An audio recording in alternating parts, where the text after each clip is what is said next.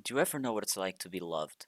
Did you ever know what it's like to have someone actually care for you? And did you know that Voodoo doll can't kill KUUDRA anymore? Yeah, me neither.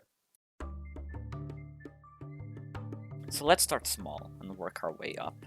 First of all, what gear do you need for KUUDRA? Let's start with clearing. Everyone should be clearing with Hyperion Mage setups, with a Fireveil wand on the side because it deals really good damage, is passive, and it's really good when you're out of mana. Speaking of mana, you should have a pretty high mana pool, at least over 4,000, so make sure that your sighted power is powered by some good talismans, and that you have a mana pet like Sheep or maybe Ender Dragon even. As for AOTV, pretty self-explanatory. What it's going to do is just teleport you around, especially if you're stunner, it's going to be mandatory to actually get out of KUUDRA's mouth. AOT will also do fine. As for Terminator, it's pretty useful for shooting orbs to KUUDRA, which we will talk about later, from range, which is way better than just meleeing them. Lava Fishing Rod. Although you can get a Lava Fishing Rod from L with 10 tokens, I'd still recommend having your own in your hotbar, just a starter Lava Rod will do. As for a drill, and I mean a good drill, or even gemstone gauntlet. Everyone that's stunning should have a really good mining tool. Either that, or the Picabolis ability from Heart of the Mountain enabled, because they will have to break blocks fast, and that depends on how good your tool is and nothing else. Plasma Flux. At least 2 people in your party should have either Overflux or Plasma Flux, because you're going to run out of mana a lot during this fight unless everyone is clearing perfectly, which is bound to not happen. And finally, Ender Pearls. You're going to need Ender Pearls to teleport to the middle once you have supply crates in your hand, because your slot gets locked in the 9th slot, aka the SB menu, once you're holding it, and your speed is reduced. So you can actually quick swap to pearls, which I will talk about in a bit. As for side items, you can always have the remote shop item. It's pretty decent, though I think just walking up to the physical one is just superior and doesn't waste an inventory slot. And finally, you can have something like a Florid Zombie Sword or one of Atonement for healing, because trust me, you're going to need it a lot in this fight. Finally, you should always have a Wither Cloak, because it's really the only decent way of avoiding dropship damage. Now that we're in KUUDRA, we can actually talk about it. As class, every single person should be running Specialist because all of Specialist's perks make boss fight faster and easier. At the start, everyone will have to collect the supplies. So you'll just go to one of the locations where the supplies always spawn, aka one of the little orb islands around the main one. And once it pops up, you just pre-fire it. After that, you don't want tentacles to grab you, so you stand still, including your camera, for 3 seconds, and then you're free to click them. This, for some reason, makes tentacles not aggro to you and you're free to use them. After that, you should have Ender Pearls in your 8th slot so you can quick swap to them. And with this trick, you can get to mid way faster.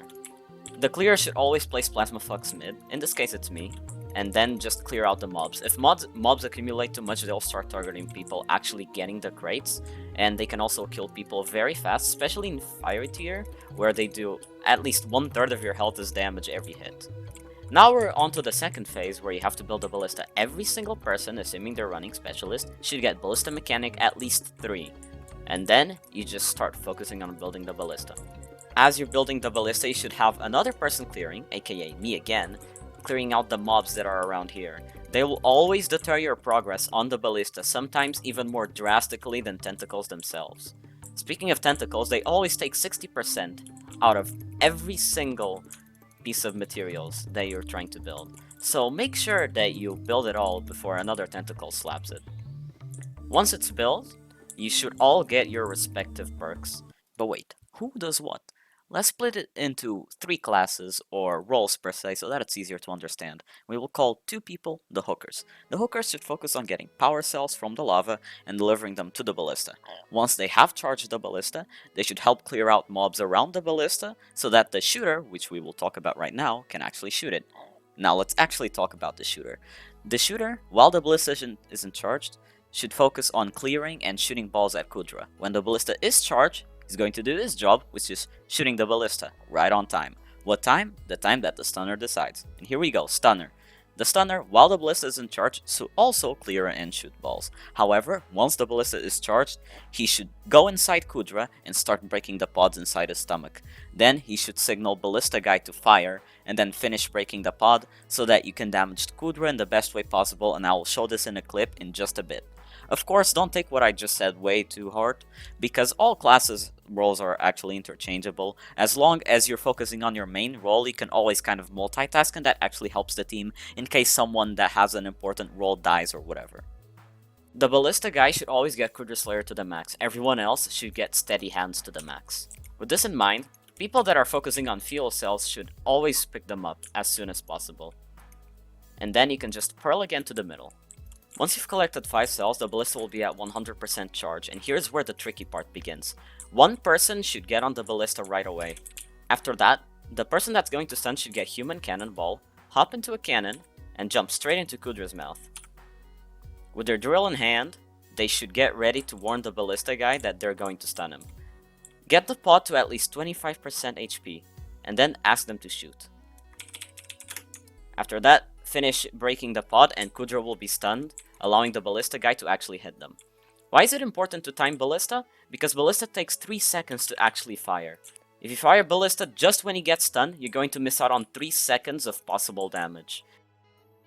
Speaking of Wandering Blazes, you should kill them as soon as possible, as they are extremely dangerous. In tier 4, they can even one-shot people, so be wary of that. During the whole final phase of KUUDRA, you'll have to shoot these orbs at him to make sure he doesn't submerge in lava. Submerging in lava means you can't get inside KUUDRA, which means you can't stun him, which means you can't shoot at him. Here's another helpful tip. If you have steady hands, don't worry about waiting 3 seconds to pick them up. Even if tentacles try to throw you, you'll pick them up so fast that it doesn't even matter. They might actually even get you to the middle. On a final note, let's talk about dropships. If there are too many dropships approaching the middle about to drop the bomb, you should stop whatever you're doing and just Wither Cloak. Because if you try to ignore dropship damage, your whole team is going to die, and I can assure you that. Now let's talk about loot, which is the best part. Do you get good profit from this? Hell yeah! You can get upwards of 50 mil, maybe even 100 mil an hour if you're fast enough. Now let's talk about the loot you get on the final chest. What do you usually get? You always get, first, an armor or equipment piece with random attributes, a random attribute shard or a random enchantment book from KUUDRA, you get Crimson Essence based on the KUUDRA tier you're doing, and a KUUDRA teeth. I put some valuable information on screen about most of the items, so feel free to pause to see. Now, it's worth noting that attribute shards will scale with the tier, and enchant books will always be the same level as the tier you're doing. So what items should you get? Let's first talk about armor, equipment, and attribute shards, because all that matters in these are attributes. You should always get armor that has Mana Pool, Mana Regeneration, Veteran, Breeze, Dominance, and Mending, and this stands for attribute shards as well. You should also ignore helmets, though I will admit that Crimson Helmet can be profit sometimes.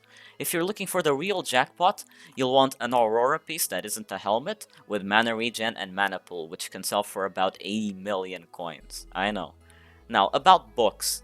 The 2 books you should be looking for are really just Ferocious Mana and Mana Vampire, because the other ones are just not enough profit to justify using a key. And as of right now, that's all you need to know about KUUDRA. Thank you guys so much for watching until the end. Make sure to like and subscribe if you like this, and you can leave down a comment about what you thought. And now I should probably get back to studying.